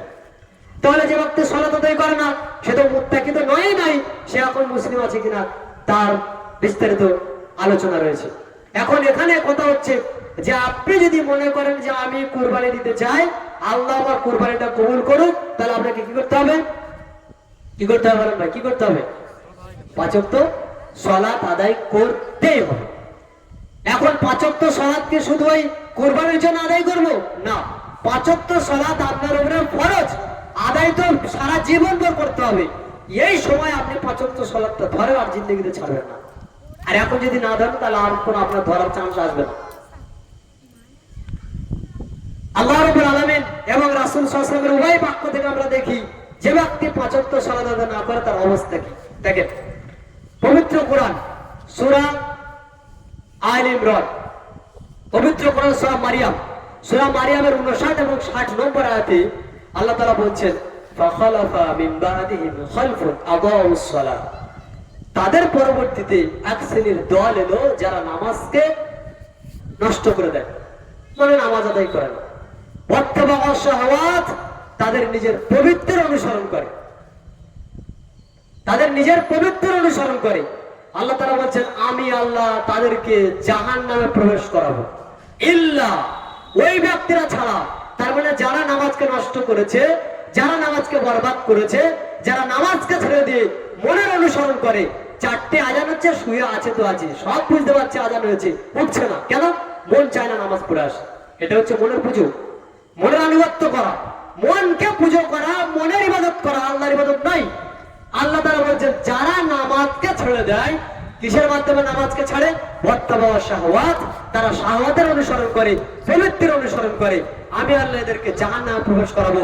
ইল্লা মান তাবা, তবে যারা তওবা করেছে, ওয়া আমানা, ঈমান আনয়ন করেছে, ওয়া আকামুস সালাহ, এবং সালাত আদায় করে। এখানে কিন্তু দুটো বিষয় আল্লাহ তাআলা উল্লেখ করলেন। কি কি? যারা সালাতকে পরিত্যাগ করে, যারা সালাতকে নষ্ট করে, তাদেরকে আমি আল্লাহ জাহান্নামে দিব। তবে যদি কোনো ব্যক্তি এই রাস্তাকে পরিত্যাগ করে, তওবা করে এবং ঈমান আনে। ঈমান আনার কথা কেন বলা হলো? ঈমান আনার কথা কেন বলা হলো? আল্লাহ তো বলতে পারতেন যারা তওবা করে আমার রাস্তায় ফিরে আসে, কথা শেষ। আল্লাহ কি বলছেন? ইল্লা মান তাবা, যারা তওবা করবে, ওয়া আমানা, ঈমান আনয়ন করবে। তার মানে নামাজকে পরিত্যাগ করার কারণে ওই ব্যক্তির ঈমান চলে গেছে। ঈমান নেই, তো যার ঈমান নেই সে কুরবানি করলে কুরবানি হবে? এই আমাদের গ্রামে যদি কোনো গণেশ কুরবানি করে, গণেশের কুরবানি কবুল হবে? হবে কি? চন্দন কুরবানি দিচ্ছে, চন্দনের কুরবানি কবুল হবে? আমাদের দেশে অনেক চন্দন থাকে, অনেক গণেশ থাকে, যারা বলে ভাই তোমাদের মুসলিম ভাইদের সঙ্গে আমরা ওঠা বসা করি, আমার নিয়ত রয়েছে যে তোমাদের মসজিদে কিছু টাকা দিব। তো সে যদি টাকা দেয়, সে শিরিক করছে, তার শিরিকের কারণে কি ইবাদত কবুল? তার এই টাকা দান করা কবুল হবে আল্লাহর নিকটে? কবুল হবে না। তবে আপনি তার সঙ্গে ভালো সম্পর্ক রাখি, তাই বলছি তুমি চাইলে দাও। কিন্তু এভাবে করে যদি কোনো এইরকম ভাই বলে যে আমি কুরবানি দিতে চাই, তোমাদের সামনে কুরবানি এসেছে, ভাই আমি একটা গরু দেবো, গরু না দিই অন্তত ছাগল দেবো, কি একটা উট দিব, আমার খুব আশা, আমি উট দেবো, তো দিল। এখন উটের গোস্ত যখন সে জবাই করে আপনার গ্রামে পাঠাবে, আপনি নেবেন? নেবেন? কয়জন ব্যক্তি আছেন নেবেন? কেউ দিয়েছে কুরবানি, তো হচ্ছে গণেশ কুরবানি। গণেশ কুরবানি কি দিল আবার? গণেশের কুরবানি কি করে হয়? কেন? ও তো দিয়েছে সব নিয়ে দিই, ও তো হালাল টাকায় থেকে কিনে এনেছে, কেন হবে না? না হবে না। কেন হবে না? মুসলিম নয়, অমুসলিম। তো যে ব্যক্তি পাঁচ ওয়াক্ত সালাত আদায় না করে, সেই ব্যক্তির বিষয়ে আল্লাহ তো তাই বলছে, যারা নামাজকে নষ্ট করে দিয়েছে, যারা নামাজকে বরবাদ করে দিয়েছে, তাদেরকে আমি আল্লাহ জাহান্নামে দিব। তবে তারা ছাড়া যারা তওবা করেছে, ঈমান আনয়ন করেছে। মূলত নামাজকে পরিত্যাগ করার কারণে একজন ব্যক্তি ইসলামে আর থাকে না। ইসলামে এমন কোন একটা আমল নেই যে আমলের কারণে কোনো ব্যক্তি দিন থেকে বেরিয়ে যায়। আপনি চুরি করেছেন, আপনি পাপ করেছেন, বড় পাপ, কিন্তু আপনি এখনো মুসলমান আছেন, আপনাকে তওবা করতে হবে, যেহেতু বড় পাপ। আপনি সুদ খান, পাপ করেছেন, বড় পাপ, কিন্তু আপনি এখনো মুসলিম আছেন, ইসলাম থেকে বের হয়ে যান। আপনি জেনা করেছেন, বড় পাপ, আপনি মুসলমান আছেন, ইসলাম থেকে বের হয়ে যাননি। এই পাপের জন্য আল্লাহর কাছে তওবা করতে হবে, তবে আপনি এখনো দিন ইসলামের মধ্যে আছেন। তবে এগুলো পাপ আপনাকে করতে বলা হচ্ছে না, এগুলো অবশ্যই পাপ, কিন্তু এই পাপগুলো মানুষকে দিন থেকে বের করে দেয় না। যেমন পবিত্র কোরআন আল্লাহ তাআলা বলছেন, তোমাদের উপর আল্লাহ রাব্বুল আলামিন কিসাসকে ফরজ করেছেন। ইয়া আইয়ুহাল্লাযীনা আমানু কুতিবা আলাইকুমুল কিসাস, হে ঈমানদারগণ, তোমাদের উপরে আল্লাহ তাআলা কিসাসকে ফরজ করেছেন। কিসাস কি? কিসাস হচ্ছে আপনি আমাকে হত্যা করেছেন। এখন রাষ্ট্রীয় আইন হচ্ছে আমাকে হত্যা করার কারণে ওই ব্যক্তিকে হত্যা করতে হবে, এটা হচ্ছে কিসাস। একজন কেউ যদি কাউকে হত্যা করে, তার সাজা হচ্ছে যে ব্যক্তি হত্যা করেছে তাকে হত্যা করা হবে। হত্যা কে করবে? রাষ্ট্রীয় নেতা হত্যা করবে। যারা দেশের নেতৃত্ব পর্যায়ে রয়েছে, যারা রাষ্ট্র পরিচালনা করছে, তাদের এই ক্ষমতা, তাদেরকে আল্লাহ রাব্বুল আলামিন এটা দিয়েছেন যে তোমরা তাকে এই সাজা দাও। কি করবে? সাজা কি হবে? তাকে হত্যা করতে হবে। আল্লাহ তাআলা কি বলছেন? ইয়া আইয়ুহাল্লাযীনা আমানু, হে ঈমানদারগণ, তোমাদের উপরে কিসাস ফরজ। কিসাসটা কি? কেউ কাউকে হত্যা করলে তার বদলা নেওয়া। আল্লাহ কাদেরকে বলছে তোমাদের উপরে কিসাস ফরজ? ঈমানদারদেরকে।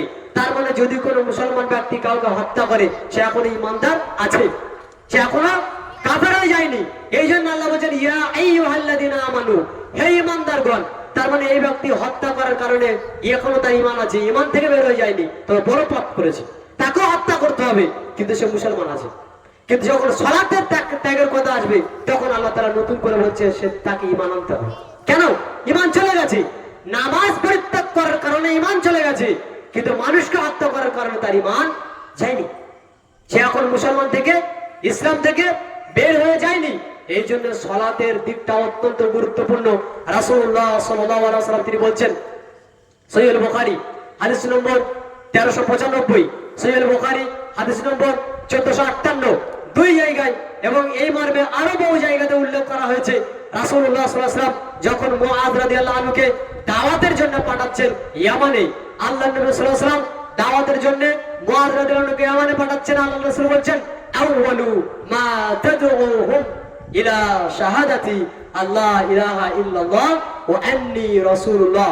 তাদেরকে গিয়ে আপনি সর্বপ্রথম দাওয়াত দিবেন যে এক আল্লাহ ছাড়া কোনো মাবুদ নেই। অর্থাৎ তোমাদেরকে দ্বীন ইসলাম গ্রহণ করতে গেলে এক আল্লাহকে মেনে নিতে হবে, তাওহীদকে গ্রহণ করতে হবে।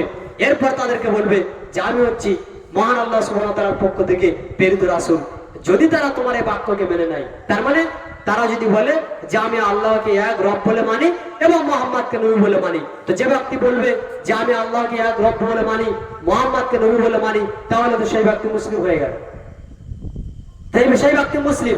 এখন আল্লাহ রাসূল বলছেন, ফা ইনহুম আতাউকা লিযালিক, যদি তারা তোমার এই বাক্যকে মেনে নেয়, তাওহীদকে গ্রহণ করে নেয়, রাসূলের রিসালাতকে গ্রহণ করে নেয়, ফা আলিমহুম, তাদেরকে জানিয়ে দাও ইন আন্নাল্লাহা ক্বাদ ইফতারাদা আলাইহিম খামসা সালাওয়াতিন ফি কুল্লি ইয়াউমিন ওয়া লাইলা, আল্লাহ তাআলা তাদের উপরে 24 ঘন্টায় 5 বার সালাত আদায় করাকে ফরজ করেছেন। 24 ঘন্টায় 5 বার সালাত আদায় করাকে ফরজ করেছেন। কাকে বলা হচ্ছে?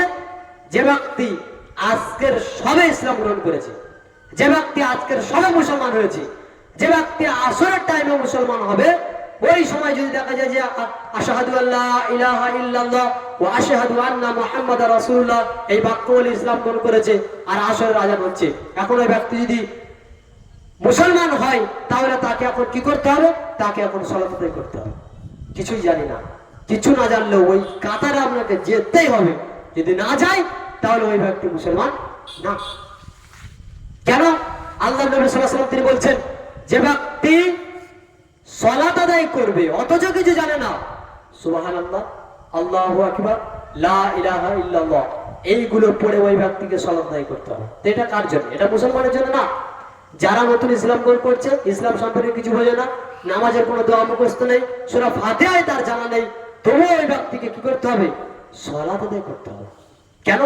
সালাত আদায় না করলে কোনো ব্যক্তি মুসলিম থাকতে পারে না।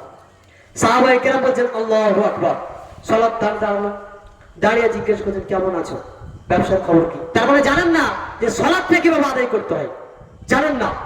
আল্লাহ রাব্বুল আলামিন তখন মুহাম্মদ সাল্লাল্লাহু আলাইহি ওয়াসাল্লামকে বলে দিচ্ছে, তুমি বলো যে সালাতের মধ্যে মানুষের কোনো বাক্য জায়েজ নয়। তার মানে আমি আপনি নামাজ দাঁড়িয়ে আপোষে কথা বলবো, এটা জায়েজ নয়, চুপচাপ থাকতে হবে, সূরা ফাতিহা পড়তে হবে। তো জানতেন না যে সালাত কি? আপোষে গল্প করছে, কথা বলছে, এটা তো করা যাবে।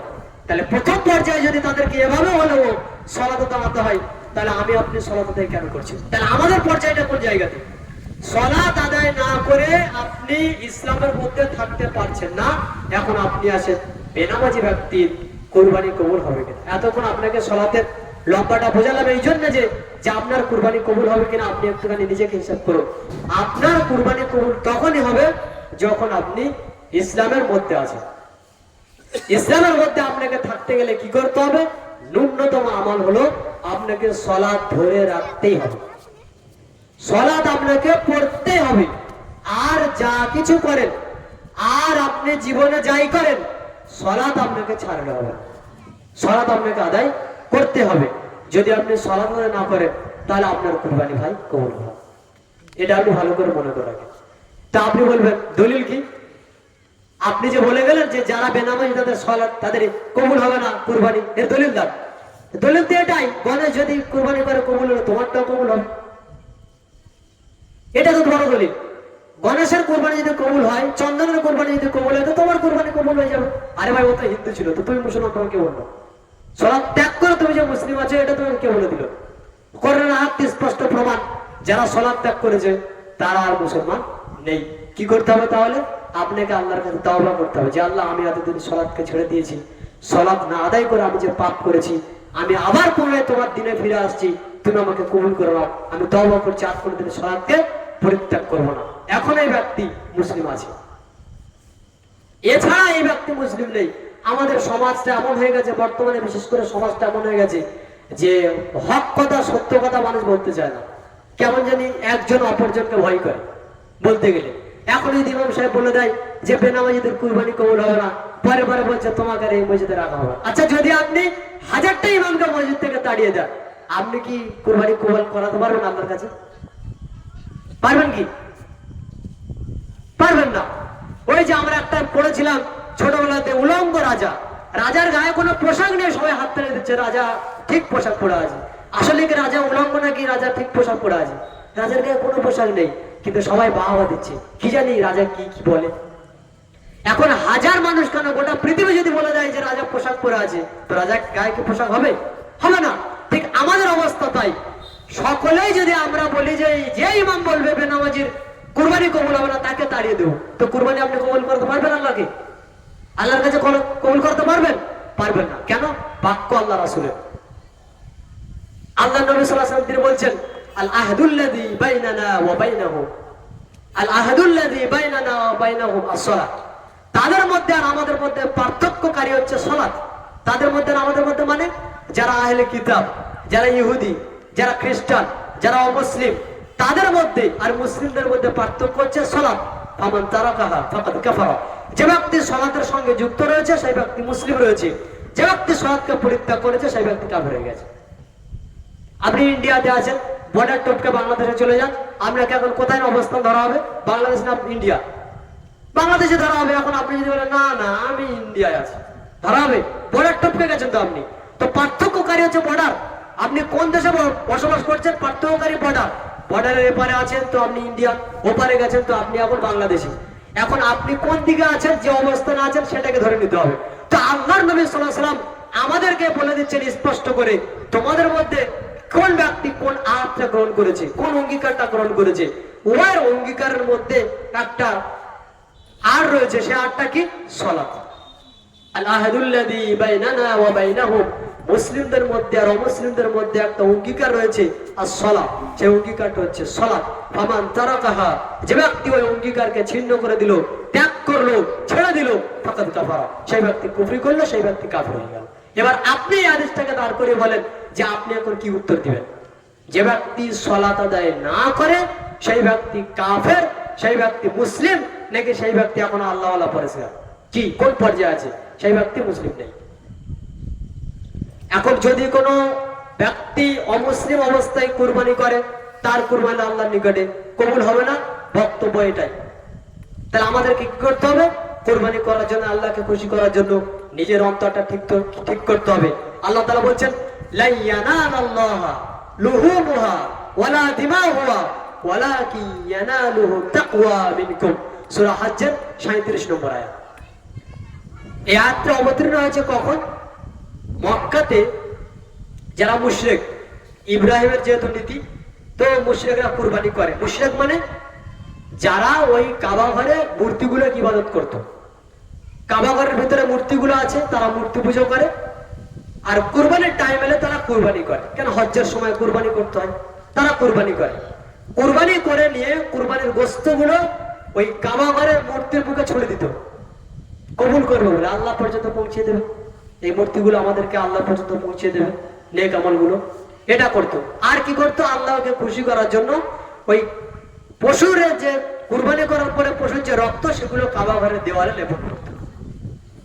তো এগুলো যখন করতে লেগেছে, সাহাবায়ে কেরাম রাসূলুল্লাহ সাল্লাল্লাহু আলাইহি ওয়াসাল্লামকে জিজ্ঞেস করতেন, আল্লাহ রাসূল, এটা কি নেকির কাজ? আমরা কি করব? এটা কি আমরা করতে পারি? তখন আল্লাহ তাআলা কোরআনের আয়াত করছেন, লা ইয়ানালাল্লাহা লুহুমুহা ওয়ালা দিমাউহা ওয়ালাকিন ইয়ানালুহু তাকওয়া মিনকুম। আল্লাহ তাআলা তোমাদের রক্ত, তোমাদের গোশত চাই না। আল্লাহর নিকটে তোমাদের পশুর রক্ত, তোমাদের পশুর গোশত পৌঁছায় না। কি পৌঁছায়? লা ইয়ানালাল্লাহা লুহুমুহা ওয়ালা দিমাউহা। আল্লাহর নিকটে পশুর রক্ত পৌঁছায় না, গোশত পৌঁছায় না। ওয়ালাকিন ইয়ানালুহু তাকওয়া মিনকুম। তোমাদের তাকওয়া, তোমাদের আল্লাহভীরতা, তোমাদের যে পূর্ণ নিয়ত, সেটা আল্লাহর কাছে পৌঁছায়। তাহলে কোন নিয়তে আমি কুরবানি করছি এটাই মূলত আল্লাহর নিকটে পৌঁছায়। ত্যাগ কতটুকু করছি অন্তর থেকে, এটাই আল্লাহর নিকটে পৌঁছায়। রাসূল সাল্লাল্লাহু আলাইহি ওয়াসাল্লাম তিনি বলছেন, যখন তোমরা পশুকে জবাই করো তখন এই ফিনকিচের রক্তটা বেরিয়ে উঁচুর দিকে উঠে মাটিতে পড়তে না পড়তে আল্লাহর নিকটে তোমাদের এই কুরবানিটা কবুল হয় তোমাদের তাকওয়ার উপরে। তাহলে সময় লাগে না। তাহলে আমাদের কুরবানি কবুল হবে কিনা নির্ভর করছে তাকওয়া, নির্ভর করছে হালাল বস্তু, নির্ভর করছে আমাদের নিয়ত। এটা আমাদের প্রকৃত মূল দেখার বিষয়। তাহলে আমরা কুরবানি করব, যারা কুরবানি করবে এইভাবে আমরা কুরবানি করবো যেন হালাল হয়। এবং যে ব্যক্তি কুরবানি দিচ্ছে আপনারা অনুগ্রহ করে সালাত আদায় করুন। আর যারা কুরবানির পশু জবাই করবে নিজ হাতে জবাই করা উত্তম। তবে আপনারা যদি আলেমদেরকে দেয়া সেটা তো আরো উত্তম হবে, আপনাদের অবস্থানের প্রতি লক্ষ্য রেখে। অবস্থানের প্রতি মানে আমরা যতটা বেশি আল্লাহওয়ালা পরেজগার তার থেকে তাদেরকে আমরা পরেজগার মনে করি। আপনি কুরবানি করবেন নিজের হাতে, এটা হচ্ছে উত্তম। আর যদি নিজে না পারেন তাহলে আলেমকে দিয়ে বা যে ব্যক্তি পারে তাকে দিয়ে করাবেন। তবে খবরদার বেনামাজিকে দিয়ে কুরবানি করাবেন না। এই আলোচনা থেকে আমরা স্পষ্ট হয়ে গেছি, আমাদেরকে আর কিছু ভেঙে বলার প্রয়োজন নেই। এরপরে স্টেপে আসি কুরবানির কিছু ছোট ছোট বিধান নিয়ে। তার একটা হচ্ছে মৃত ব্যক্তির পক্ষ হতে কুরবানি করা। মৃত ব্যক্তির পক্ষ থেকে কুরবানি করার বিষয়ে আমাদের সমাজে যে প্রথা চালু রয়েছে সেটা মূলত একেবারে ভ্রান্ত প্রথা, ভুল প্রথা।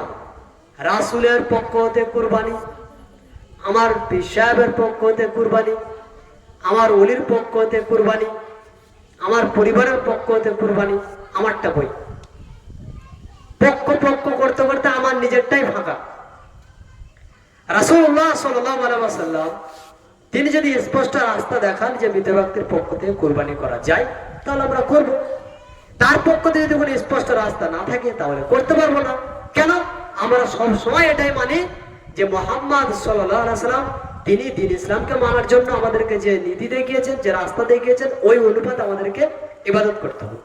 এখন দেখা যাচ্ছে আমাদের এলাকাতে এই বাবুইটা হয়তো ধরেন আপনি একটা কাবা ঘরের মতন একটা চারকোনা ঘর করেছেন আর ডিজাইন ঠিক করেছেন কাবা ঘরের মতোই। এখন আমাদের এলাকার মানুষদেরকে বলা হলো যাদের পয়সা করে নেই, যারা সৌদি আরবে যেতে পারবে না, তারা এক কাজ করো বাবুইটার এই জায়গায় এসে হজ করে যাও। তাদের হজ হবে না। কেন হবে না? ও তো কাবা ঘরেই দাওয়াত করছি, হজ হবে কি? হজ হবে না। কেন? মুহাম্মদ সাল্লাল্লাহু আলাইহি ওয়াসাল্লাম তিনি মদিনাতে যখন যান, হজ আল্লাহ রাব্বুল আলামিন যখন ফরজ করেন তখন তিনি মদিনা থেকে হজ করতে এসেছেন কোথায়? মক্কায়। আর গোটা পৃথিবীর মানুষের জন্য আল্লাহ তাআলা বলছেন তোমাদের হজের জায়গা হচ্ছে মক্কা। যার ক্ষমতা আছে, শারীরিক ক্ষমতা